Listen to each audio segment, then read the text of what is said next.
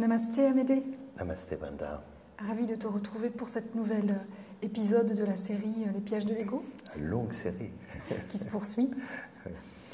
On continue aujourd'hui avec une réaction que parfois ont des personnes qui te consultent, parce que tu proposes des consultations privées, que tu appelles conseil intuitif ou thérapie holistique selon. Et donc lors de ces consultations, tu perçois là où la personne en est sur son chemin de vie, sur son chemin en tant qu'âme, et tu lui donnes un certain nombre de conseils. Il arrive parfois que des personnes se disent déçues après cette rencontre, après cette consultation. De quoi ça vient et est-ce que tu peux en parler? Oui, je souris parce que ça fait rire un peu les gens. C'est pas le genre de chose qui fait de la publicité. Bon, comme je cherche pas à faire de la publicité. Surtout avec la liste d'attente que tu as pour les rendez-vous. Ouais. Non, mais c'est très important, c'est intéressant. Et c'est vraiment important, ce sujet. En fait, comme je le dis souvent, quand on vient me voir, j'écoute évidemment ce que les personnes me disent, leurs difficultés, leurs souhaits, mais j'écoute surtout l'âme.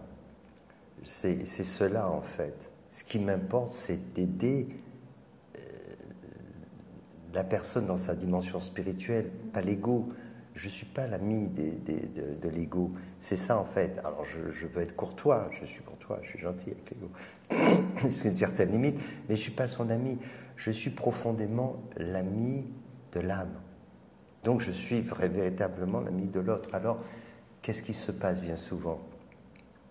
Quand ce genre de choses arrive, ça arrive bon, auprès de personnes qui ont une vraie attente sur quelque chose de bien précis. Et ça se passe rarement comme ça, parce que l'attente, on imaginait quelque chose, et ça ne se produit pas de cette façon. Et il y a aussi, très souvent, des personnes qui ont besoin de reconnaissance. Et donc, ils attendent de moi que je reconnaisse cela. Alors, ça ne veut pas dire qu'ils n'ont pas un chemin, ça ne veut pas dire, mais ce besoin de reconnaissance à un certain niveau, ça pose problème, parce que c'est l'ego. Et donc, si je vais sur ce terrain en disant oui, c'est formidable ce que vous faites, etc., je vais au contraire alimenter l'égarement. Et donc, je vais porter mon attention sur autre chose. Je vais essayer de porter l'attention de la personne sur ce qui va vraiment l'aider à avancer. Et bien souvent, ça ne plaît pas vraiment. Et donc, ça peut créer ce sentiment de déception. C'est très lié à l'attente. Vraiment lié à ça, et il faut effectivement, pour bien se préparer, tâcher de se débarrasser de tout ça, de toute cette attente, d'être vraiment ouvert, et dans cet état d'esprit, alors on peut vivre vraiment un grand moment. Mais si on est vraiment au départ dans une attente de quelque chose, on peut être vraiment déçu, parce que ça peut se faire totalement différemment, parce que comme je disais, je ne vais pas conforter l'ego comme des personnes qui viennent me voir. Oui. Et est-ce que cette déception, elle ne peut pas venir aussi du fait que souvent les personnes, leur demande d'aide, elle est de se libérer de blocage. On entend beaucoup ce terme, les gens se sentent bloqués. Est-ce qu'il n'y a pas une attente aussi, quelque part, de débloquer la situation pour eux, d'apporter une solution qui va être facile à mettre en œuvre, qui va être efficace tout de suite, et finalement une déception parce que peut-être ça les renvoie à un travail sur soi, ou bien s'il y a quelque chose de cet ordre? Alors, il y a plusieurs choses. Et effectivement, cet aspect-là, il existe. C'est le côté, la solution, donner la solution un peu facile, etc. Et souvent, ça renvoie sur un travail sur soi, et surtout sur un travail qu'on n'a pas envie de faire. Donc, ça, c'est pas forcément la bonne nouvelle, la chose qu'on a envie d'entendre, ça peut être ce côté-là. Puis un autre aspect aussi, c'est, quand je parlais de reconnaissance aussi, c'est un point qui est important. Des personnes s'imaginent aussi avoir atteint un certain niveau, et donc, si je ne vais pas dans ce sens cheminement, alors ils peuvent ressentir une déception.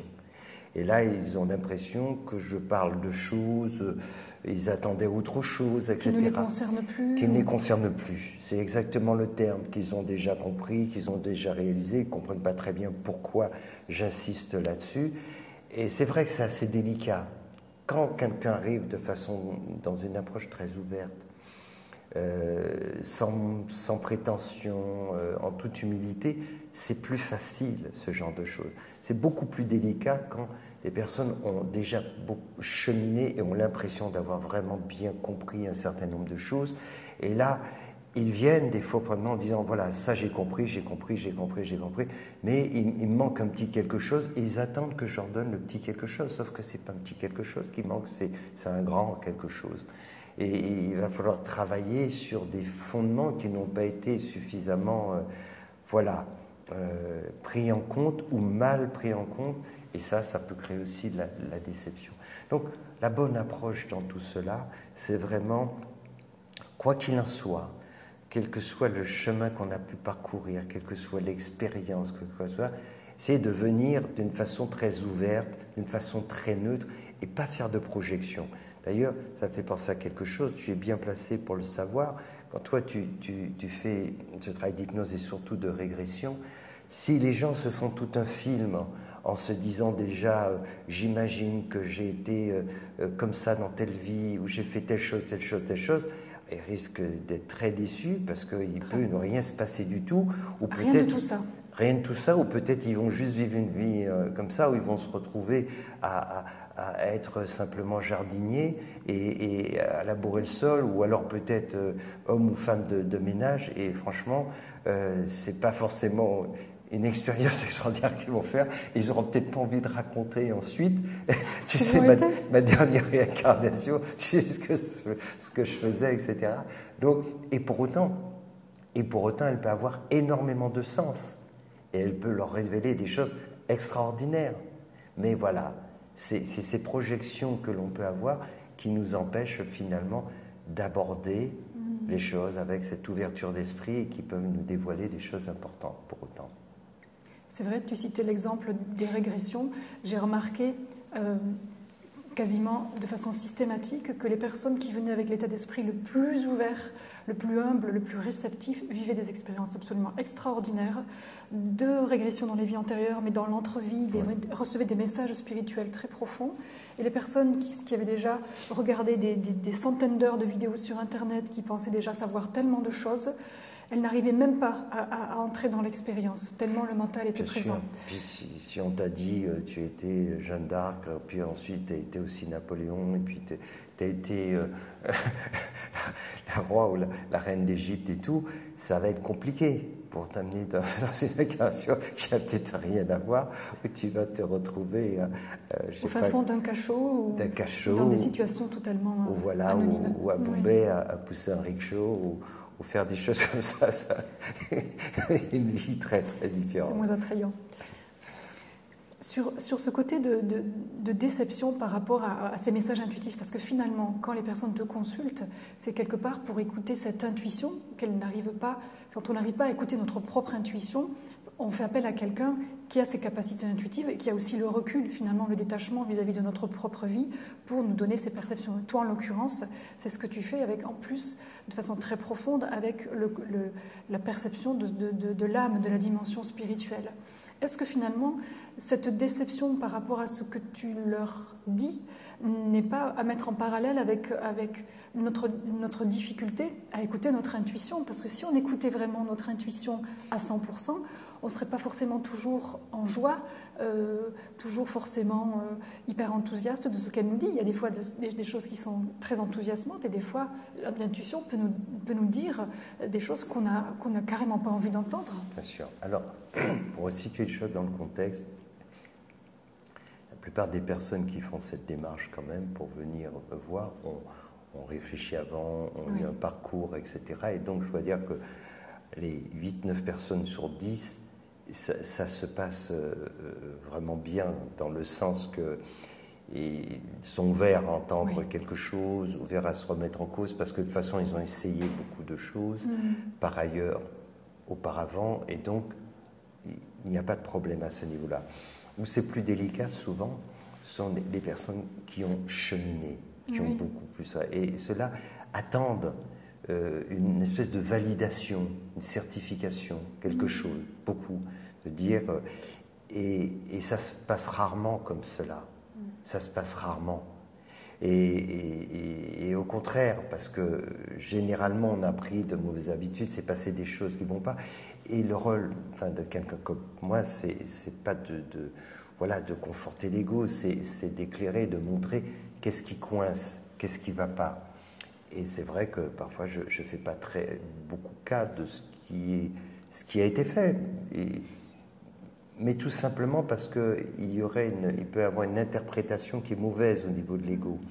Et c'est ça, je veux montrer, mettre la lumière sur attention, il y a telle chose, telle chose. Alors là, effectivement, pour les gens qui ont ce cheminement depuis des années, ça peut causer une certaine déception parce qu'il y a une attente, on parlait tout à l'heure.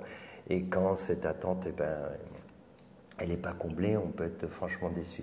Mais quand on lâche prise vraiment, car j'en ai connu aussi des gens comme ça, et d'ailleurs ça s'est fait des fois en 2 temps, notamment dans le cadre du conseil sur la thérapie, parfois ça suscite des réactions vraiment pas du tout évidentes, et après réflexion, il peut se produire qu'il y a un changement qui se produit, tu l'as déjà vu plusieurs fois, et là, à ce moment-là, ça devient très différent. Les personnes reviennent, disent « Ok, sur le coup, ça a vraiment été difficile, et puis finalement, avec le recul, j'ai mieux entendu et j'ai mis en pratique, et il s'est produit des résultats positifs dans ma vie. » Voilà. Donc, le conseil que l'on peut donner, par contre, que je pourrais donner, si les personnes sont intéressées pour avoir cet éclairage, c'est tâcher de venir dans cet état d'esprit d'ouverture, de réceptivité, et ne pas être dans l'attente de quoi que ce soit pour que les choses se produisent en toute simplicité. Oui, puis il faut le souligner, la très grande majorité justement saisissent cette occasion et le vivent comme une magnifique expérience qui leur permet soit de percevoir ce qu'elles n'avaient pas encore perçu, ou soit d'avoir confirmation de quelque chose qu'elles sentent très profondément en elles, mais qu'elles reconnaissent comme juste, et leur permet vraiment de faire une avancée significative sur leur chemin à travers le conseil intuitif. Bien sûr, mais c'est important de parler de cette frange aussi de personnes qui sont dans un cheminement, qui ont fait un gros travail par ailleurs. Mais voilà, et beaucoup sont quand même, et c'est pour ça qu'ils viennent consulter, et simplement, ils ont du mal à entendre, les personnes ont du mal à entendre finalement ce qui ne va pas. Et c'est pour ça que ça peut créer une réaction, et si ça peut les aider justement à avoir un peu plus d'ouverture d'esprit, alors c'est tant mieux. Parce que c'est le piège aussi. Plus on avance, plus on apprend, et plus on a l'impression qu'il y a tellement de choses qui sont déjà derrière nous, qu'elles sont acquises, et souvent c'est pas ça. Il reste des choses, et des choses qu'on n'imagine pas, des choses qui nous semblent pour nous tellement évidentes, qui sont réglées, et c'est pas le cas. Oui. Alors ça peut être très décevant, effectivement, quand quelqu'un nous parle de cela, alors qu'on s'attend à des choses totalement différentes, etc. Alors, voilà. Ceci dit, à tout moment, on a aussi la possibilité de changer quand on en prend conscience et de choisir d'aborder les choses, chaque situation, de façon vraiment ouverte et de se mettre à l'écoute d'une façon plus intuitive. Et à ce moment-là, on a des réponses qui sont vraiment étonnantes. Merci, Swami. Merci, Wanda. Namaste. Namaste.